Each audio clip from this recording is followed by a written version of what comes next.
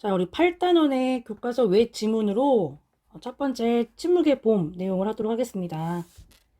자, 여기 배경으로는 18세기에 산업혁명이 일어났어요. 자, 18세기 산업혁명이 일어나면서 전 세계적으로 이렇게 산업화 바람이 거세게 불기 시작했죠. 산업화가 생겼다라는 거는 무엇을 의미하냐면은 공장이 생겨나고 또 매연이 증가를 하고 그리고 과학기술이 발전을 하면서 다양한 산업들이 발전하게 된다는 거예요. 자, 이때 개발되었던 바로 DDT라고 하는 물질이 굉장히 많이 사용을 했다고 하는데 이 DDT가 바로 살충 효과가 있다고 합니다.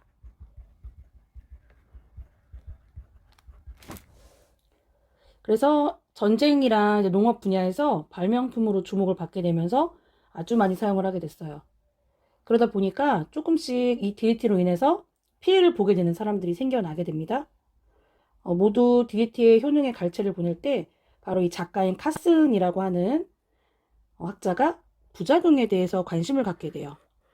그러면서 이 내용 안에서 살충제 문제를 다룬 책을 써냅니다. 1962년도에 결심을 책에 담아가지고 출판을 하게 되죠. 이 책은 전체 총 17개 장으로 되어 있고요. 맨 첫 장에는 우화로 시작을 한 다음에 앞으로 미래의 불행이 어떻게 다가올 것인지를 예고하는 그런 내용으로 나오게 될 거예요. 그래서 글을 읽어보시냐 보면은 예시가 많이 나오고요. 또한 과학적인 검증의 내용을 바탕으로 해서 DDT라고 하는 살충제가 얼마나 유행한 건지 밝혀주고 있는 글입니다. 이 책이 나온 다음에 많은 사람들이 환경 문제에 대해서 심각성을 깨닫게 되고 환경 운동을 막 시작하게 됐어요. 굉장히 큰 영향력을 끼치게 된 그런 책의 내용이구나 라고 생각할 수 있으면 되겠습니다. 환경에 대해서 사람들의 인식을 바꾼 그런 책이에요. 그러면 우리 본문 안에 가서 침묵의 봄 새들은 어디로 갔을까? 내용을 한번 읽어보도록 하겠습니다. 자, 제목이 침묵의 봄이라고 되어 있습니다. 우리 봄이라고 하면 모든 만물들이 새롭게 시작을 하는 그런 시기인데 봄에 울어야 할 날아다니는 새들이 어디로 갔을까라고 물어보고 있죠. 새들이 사라졌어요. 그러니까 봄은 왔지만 이상하게 조용한 그런 침묵의 봄이 되었다라고 글을 썼습니다. 자, 우리 새들이 사라진 이유는 무엇이냐면요. 생태계의 파괴예요. 원인은 생태계의 파괴로 인해서 봄이 왔지만 지금 계절로는 봄입니다. 봄이 왔지만 새들이 노랫소리를 들려줘야 되는데 이 노랫소리가 들리지 않는다 라고 하는 제목을 써놨어요. 그 이유는 뭐냐면 끝까지 읽어보시다 보면은 바로 살충제가 그 원인이구나 라고 하는 것을 우리가 알 수 있을 겁니다. 그럼 본문을 한번 보겠습니다. 자, 미국 대륙 한가운데쯤 모든 생물체가 환경과 조화를 이루며 살아가는 마을이 하나 있었다. 여기서의 이 마을은요, 가상의 마을이에요. 가상의 마을을 배경으로 해서 이야기를 시작합니다. 이 마을은 곡식이 자라는 밭과 풍요로운 농장들 사이에 자리 잡고 있는데 봄이면 흰 구름이 흘러가고 가을이면은 불타듯 단풍이 나무들마다 아름답게 너울거립니다. 자, 어느 가을날 이른 아침 희미한 안개가 내린 언덕 위에서 여우 울음소리가 들려왔고 또 조용히 밭을 가로질러 달려가는 사슴의 모습도 때때로 눈에 띄었다. 자, 여기까지는 우리 너무나도 예쁘고 평화로운 일상의 모습들을 그려주고 있습니다. 자, 평화로운 마을의 그런 풍경들을 그려주고 있습니다. 길가에는 월계수, 인동나무, 오리나무, 양치식물, 그리고 들꽃이 1년 내내 그 자태를 뽐내면서 여행객의 눈을 즐겁게 해줬다. 나무 열매와 씨앗을 먹고 사는 수많은 새가 눈밭에 내려앉는 겨울철에도 길가는 여전히 아름다웠다. 이 일대는 풍부하고 다양한 새들로 유명했는데 자, 여기 새들이 아주 많은 마을이었다라고 하는 게 나오죠. 봄, 가을에는 이동기를 맞은 철새물들이 떼를 지어 날아가는 모습을 보려고 멀리서 사람들이 찾아오곤 합니다. 새들이 왔다가 다시 또 가게 되는 계절마다 많은 변화를 일으키면서 생태계가 무리 없이 순환이 잘 되고 있는 그런 모습이에요.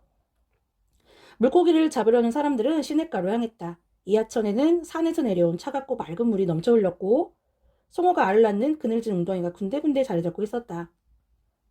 최초의 이주자가 집을 짓고, 자, 지금까지는 우리 자연의 모습이었고요. 최초의 이주자가 플러스 이제 사람이 이 자연 속에 집을 짓고 생활을 하게 된다는 거예요. 우물을 파고 헛간을 세운 이후에 이런 풍경은 계속 유지되어 왔습니다. 변화한 게 아니라 계속 유지되어 왔어요. 자, 아직까지는 인간이 조화롭게 살아가고 있습니다. 자연과 인간이 조화롭게 살아가고 있는 모습이에요. 자, 근데 그런데 어느 날, 자, 우리 내용이 그런데 어느 날 이제 바뀝니다. 뭔가 사건이 일어난다는 거예요. 낯선 병이 이 지역을 뒤덮어 버리더니, 자, 낯선 병이 이게 바로 문제의 발단이 되겠죠. 모든 것이 변하기 시작했다. 어떤 사악한 마술의 주문이, 자, 낯선 병을 비유해주고 있어요. 뭐라고 했냐면 사악한 마술의 주문이 마을을 덮친 듯 했다. 자, 바로 이 병이 DDT의 유해성을 알려주기 위해서 설정을 해놓은 그런 병입니다. 닭들이 이상한 질병에 걸렸다. 소떼와 양떼가 병에 걸려 시름시름 앓다가 죽고 말았다. 마을 곳곳에 죽음의 그림자가 드리워진 것 같았다. 계속해서 뭔가가 죽어나간다라고 하는 것이 사악한 마술의 주문이다 라고 얘기를 하는 거예요. 농부들의 가족도 알아누웠다. 병의 정체를 알 수 없는 마을 의사들은 당황하기 시작했다. 원인을 알아야 치료를 하는데 원인을 알 수가 없기 때문이죠. 원인을 알 수 없는 갑작스러운 죽음이 곳곳에서 보고되기 시작했다. 자, 계속해서 죽음이라고 하는 단어가 이어지고 있습니다. 계속해서 사람이 죽어나간다라고 한다면 또 그 다음 줄에 사망이라고도 나와 있고요. 자, 죽음, 그리고 사망 이렇게 되어 있어요. 그러면 사람들의 심리는 어떤 심리가 될 것이냐면은 뭔가 두렵고 공포감이 휩싸였겠죠. 자, 이는 어른들에게만 국한된 일이 아니어서 아이들까지도 고통을 호소하다가 사망하는 일도 벌어졌습니다. 자, 낯선 정적이 감돌았습니다. 공포로 인해서 마을이 조용해진 거예요. 새들은 도대체 어디로 가버린 것일까? 자, 우리 제목이 다시 한번 나오고 있습니다. 그래서 공포로 인한 정적이 만들어졌다라는 거예요. 자, 이런 상황에 놀란 마을 사람들은 자취를 감춘 새에 대해서 이야기했다. 새들이 모이를 쪼아먹던 뒷마당은 버림받은 듯 쓸쓸했다. 주위에서 볼 수 있는 몇 마리의 새조차 다 죽어가는 듯 격하게 몸을 떨었고, 몸을 떤다라는 건 뭐냐면 공포의 심리가 겉으로 보여지게 되는 것이죠. 날지도 못했다. 죽은 듯 고요한 봄이 온 것이다. 자, 죽은 듯 고요한 봄이란 바로 우리 침묵의 봄이라고 하는 것을 일컫습니다. 전에는 아침이면 울새, 검정 집박이, 산 비둘기, 어찌, 굴뚝새 이렇게 여러 새들이 합창을 했던 그 소리가 이제는 사라지게 된 거예요. 아무런 소리도 들리지 않았다. 죽은 듯 고요한 봄이라고 하는 것이죠.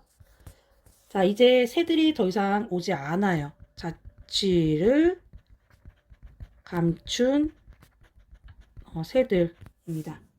들판과 숲과 습지에 오직 침묵만이 감돌았습니다. 원래 새가 있던 자리에 새들은 사라지고 조용한 침묵이 그 자리를 차지하고 있다라는 거예요. 자, 그래서 보시면 이 부분은 마을의 모습인데요. 우리 마을의 모습이 처음에는 평화롭고 아주 아름다운 자연과 인간이 하나가 되어서 조화롭게 지냈던 그런 모습에서 이제는 마을의 모습이 폐허가 된 모습으로 바뀌었습니다. 자, DDT. 자, 이제 드디어 나왔습니다. 그 이유가 바로 DDT죠. 자, DDT. 다이클로로 다이페닐 트라이클로로에테인이라고 하는 이 DDT는 1874년도에 독일 화학자에 의해 처음 합성되었지만 살충제로서의 효능이 발견된 것은 그 이후였다. 그 즉시 DDT는 질병을 옮기고 한밤중에 식량을 축내는 해충들에 대항해서 승리를 안겨줄 수 있는 수단으로 인정받았다. 발견자인 스위스의 파울 밀러는 노벨상을 받았다. 너무나도 광범위하게 사용되어서인지 사람들은 별 해가 없는 물질로 여기고 있습니다. 너무 많이 사용이 되다 보니까 그냥 저건 너무 흔한 것이다 라고 사람들이 그냥 넘어간다는 거예요. 다른 말로 하자면 유해성에 대해서 생각을 미처 하지 않고 있다는 거죠. 굉장히 위험한 물질임에도 불구하고 DDT가 지금 유해하다고 되어 있는데 여기 무해성이라고 되어 있어요. 해가 없는 것에 관한 신화는 전쟁 중 수천만 명의 군인, 피난민, 포로들의 몸에서 이를 박멸하는데 처음 사용되면서부터 시작되었다. 살충제이기 때문에 강력한 이 살충제를 뿌려서 몸에 나오는 이를 박멸하는데 사용을 한 거죠. 효율적이긴 했겠지만 아주 위험한 그런 시도였습니다. 너무나도 많은 사람들에게 뿌려진 데다가 즉각적으로 어떤 나쁜 문제도 발생하지 않았기 때문에 그러니까 바로 뿌렸을 때는 아무런 문제가 발생을 안 해요. 시간이 흘러야만 그 해가 나타나기 때문이죠. 자, 특징이 점진적으로 갑자기 그 해로움이 나타나는 게 아니라 점진적으로 유해성이 드러나는 특징을 갖고 있습니다. 그래서 사람들은 어떻게 생각했느냐? 자, 사람들의 생각은 해가 없는 것으로, 해가 없는 것, 다른 말로 하면은 무해하다라고 생각을 한다는 거예요. 다른 염화, 탄화, 수소 계열의 물질과 달리 DDT는 피부 속으로 스며들지 않는 불말 형태였기 때문에 사람들이 잘못 생각한 것입니다. 어떻게 잘못 생각했다고요? 무해하다라고 잘못 생각했어요. 일반적으로 DDT는 지방 성분이 녹으면 상당한 독성을 발휘한다. 소화기관이나 폐를 통해 천천히 흡수되는 이 물질은 일단 몸속으로 들어가면 대부분 부신, 고환, 갑상선 등 지방이 풍부한 신체 장기에 축적이 됩니다. 자, 이것 때문에 나중에 계속해서 유해성이 점차 점진적으로 발견이 되는 겁니다. 자, 지방이 풍부한 신체 장기에 축적되는 이유는 무엇이었냐면 얘가 지용성이잖아요. 기름에 녹는 성질을 갖고 있기 때문에 계속해서 축적이 됩니다. 자, 그 다음에 또 상대적으로 많은 양의 간, 신장, 그리고 장기를 감싸고 있는 커다란 보호막인 장간막에도 쌓인다. DDT 축적은 아주 적은 양부터 시작해서 가로 안에 상당수의 음식물에는 농약이 남아 있습니다. 상당 수준에 도달할 때까지 계속된다. 체내에 저장된 지방이 생물학적인 증폭기 구실하기 때문에 음식을 먹을 때 DDT를 0.1 ppm만 흡수해도 아주 작은 양을 조금만 흡수를 하더라도 100배나 많은 15에서 15 ppm이 체내에 축적을 합니다. 자, 이게 굉장히 유해하다라고 하는 그 근거가 되는데요. 아주 적은 소량의 DDT가 흡수가 되었다라고 해도 이게 인체에는 아주 다량 축적이 되어 버린다는 거죠. 자, ppm 단위는 화학자나 양리학자들에게는 익숙한 말이지만 우리에겐 낯설죠. 1ppm이란 상당히 적은 양입니다. 하지만 이 화학 물질이 강력한 효력을 지니기 때문에 극소량이라고 해도 큰 변화를 일으킨다. 다른 말로 하자면 뭐냐면 치명적이다 라는 겁니다. 그 양이 중요한 것이 아니라 우리 인체에 들어오게 되면은 그 적은 양이 다량 축적되어서 결국에는 치명적인 물질로 우리에게 해를 끼친다라는 겁니다. 동물 실험에 따르면 DDT 3ppm은 심장 근육의 필수적인 효소작용을 억제하고 5ppm은 간세포의 궤저 또는 조직 분해를 일으키는 것으로 나타났다. DDT와 비슷한 물질인 디엘드린과 클로르데인은 2.5ppm만으로도 이와 비슷한 결과를 낳았다. 이런 사실은 놀랄만한 일도 아니다. 더 엄청난 것이 또 있다는 거예요. 인체의 정상적인 화학작용에서 극미한 원인이 엄청난 결과를 불러온다. 자, 예를 들어라고 했습니다. 이 글의 특징이라고 그랬죠? 바로 예시가 사용이 됐어요. 예를 사용해서 더 쉽게 표현을 해주기 위해서 예시를 사용합니다. 자, 예를 들어 요오드 1만 분의 2g 차이가 건강과 질병을 가늠하고 난다. 갈라준다. 건강한지 그리고 건강하지 않은지 질병이 있는지 없는지. 그러니까 건강 상태가 달라지게 된다 라는 거죠. 극소량의 살충제는 점진적으로 축적이 되고, 자, 점진적으로 축적이 되고 특징입니다. 서서히 배출되기 때문에 배출은 또 느려요. 계속 축적은 되지만 배출은 되지 않는다는 거예요. 만성 중독은 물론 간을 비롯한 다른 인체 기관의 퇴행적 변화를 피할 수가 없습니다. 자, 치명적인 결과라고도 할 수 있겠죠. 인간의 몸속에 얼마나 많은 DHT가 축적되는지에 대해서 과학자들의 의견이 모두 일치하는 것은 아니다. 과학자들은 여러 가지 의견을 가지고 있다. 뭐에 대해서? 인간의 몸속에 얼마나 많은 DHT가 축적되는지에 대해서 논쟁을 합니다. 자, 논쟁의 주제예요. 과학자들은 어떻게 생각을 하냐면은 미국 식품의약국 FDA의 수석 양리학자 아널드 리먼이라고 하는 자, 인물이 등장을 합니다. 인용하는 거예요. 박사는 DHT가 흡수되지 않는 최저선이나 흡수나 비축이 중단되는 최고 한계선이란 존재하지 않는다 라고 얘기를 했고요. 그 다음 이와 반대로 또 미국 공중위생국의 웨일랜드 헤이스 요 사람, 자, 첫 번째 사람, 두 번째 사람 인용을 합니다. 박사는 개인에 따라서 DHT 포화점이 있기 때문에 그 양을 초과하는 양은 몸 밖으로 배출된다라고 주장을 합니다. 이러한 다양한 학자들의 의견들이 있지만 그게 사실이 맞는지 틀린지 그건 중요하지 않습니다. 왜냐하면 대부분의 사람들 몸속에 건강에 해로운 화학물질이 축적된다는 사실이 중요하기 때문입니다. 그렇기 때문에 바로 몸속에 건강에 해로운 물질이 축적된다라고 하는 것은 두 학자 모두 공통된 생각인 거죠.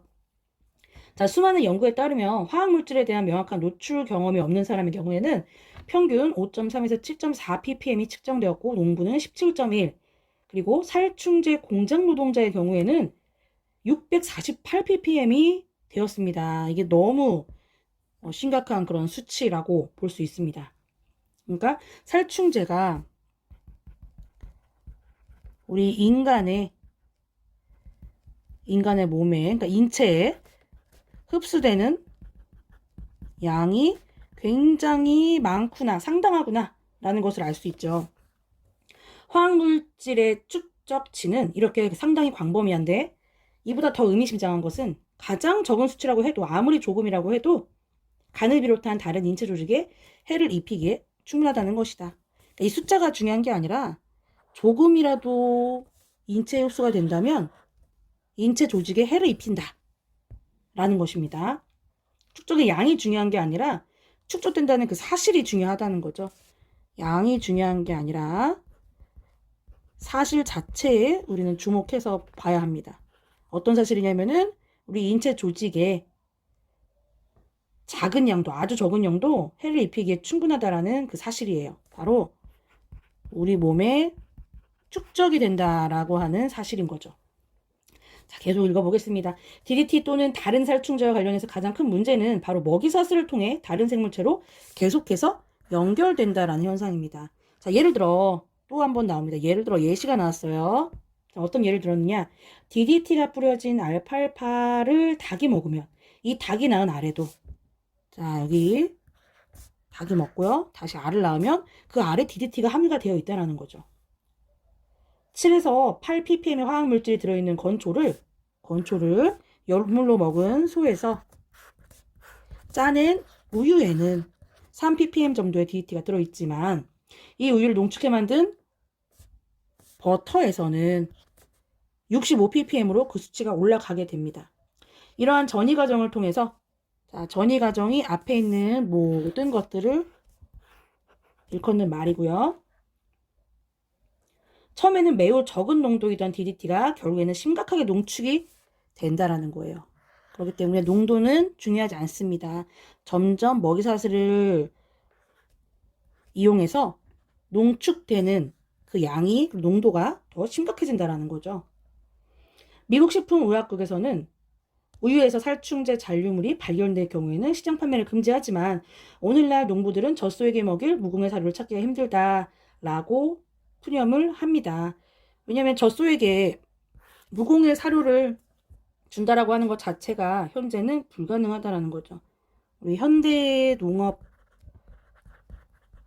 구조상 봤을 때 대량화되었기 때문에 이렇게 무공해 사료를 이용해서 목축을 한다라는 거 거의 불가능하다라고 푸념을 합니다.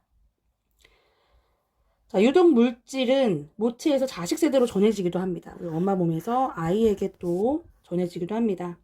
미국 식품의약국의 과학자들은 모유 시료에서 채취를 한 거예요. 근데 살충제 잔류물이 발견이 됐어요. 모유 안에서도. 자, 이는 모유를 먹고 자란 아기도, 그러니까 아기가 적은 양이지만 지속적으로 화학물질을 흡수한다는 것을 의미합니다. 물론 이것이 유독물질에 대한 첫 번째 노출이라고 생각을 하시겠지만 그게 아니라는 거예요. 더 충격적인 사건이 있죠. 뭐냐? 바로 태아가 어머니 자궁에 있을 때부터 이미 노출된다는 거예요. 아주 심각한 그런 상황입니다. 동물 실험 결과 염화탄화수소 성분의 살충제는, 그러니까 DDT는 태아를 해로운 물질로부터 보호하는 방어복인 태반을 자유롭게 통과하는 것으로 밝혀졌어요.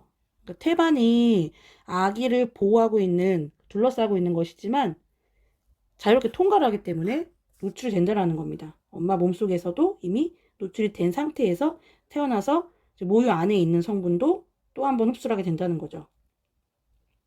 갓난아기가 받아들이는 화학물질의 양이 아주 적다고 해도, 아무리 적다고 해도 아이들은 성인보다 훨씬 쉽게 심각한 피해를 입게 됩니다. 당연하겠죠.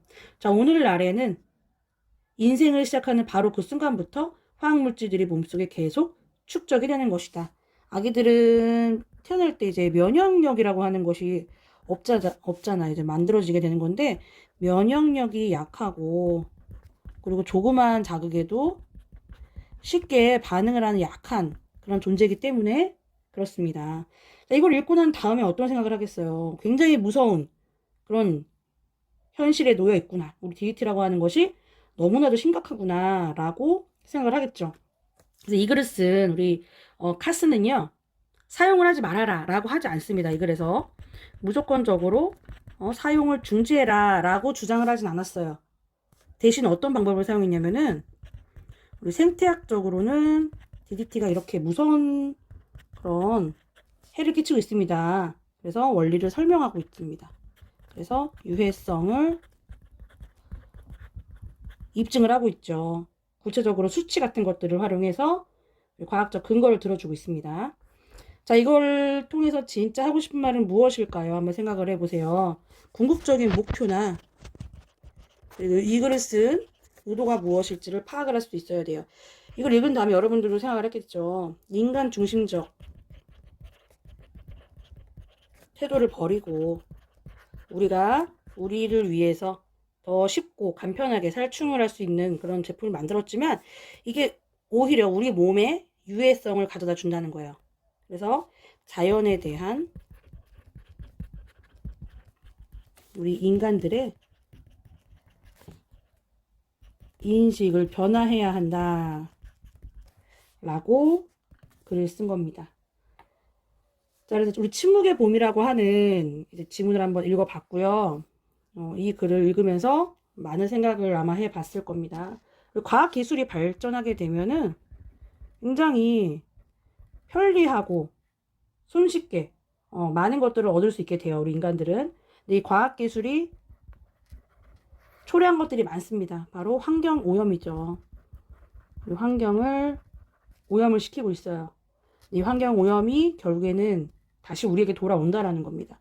얼만큼 위험한지 그 위험성을 강력하게 인식을 시켜주고 있는 글이었어요. 자, 침묵의 봄이라고 하는 우리 읽기자료 첫 번째 글을 같이 공부를 해봤습니다.